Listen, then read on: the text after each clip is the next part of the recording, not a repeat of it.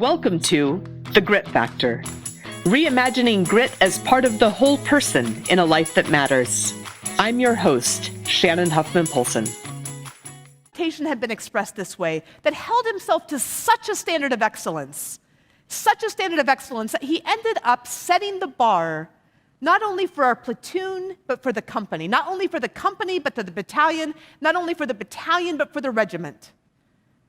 And one short story about Mike Cameron, who was just responsible for making sure the 10-hour inspections got done and making sure that we were safe on our launches of the helicopter, is I remember one time in particular, when I walked out towards that aircraft. Now, the crew chief just had to be there to, hold the fire extinguisher, put on some hearing protection and eye protection, and make sure you launch. But Mike Cameron was out there unchaining the helicopter before we even got there. He'd opened up all the panels for inspection. And as we got ready to run up the helicopter, all the panels were closed up. I remember him going back up to the helicopter to open up the transmission deck. And once we had the rotors at full RPM, he came back to that transmission deck just to see if there had been any oil that had leaked.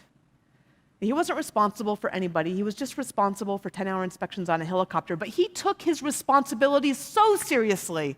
He demanded such excellence of himself that he led himself by leading his story, by showing all of us what excellence could truly look like. And that's the beauty of the courage of ownership. If you enjoyed this episode, please leave us a review on your favorite podcast app and share it with a friend.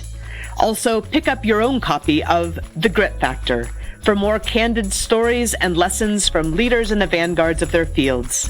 And invest in yourself and in your team with learning journeys in grit, leadership, purpose, and storytelling at thegritinstitute.com. Thanks for listening. I hope you'll join me for the next episode of The Grit Factor.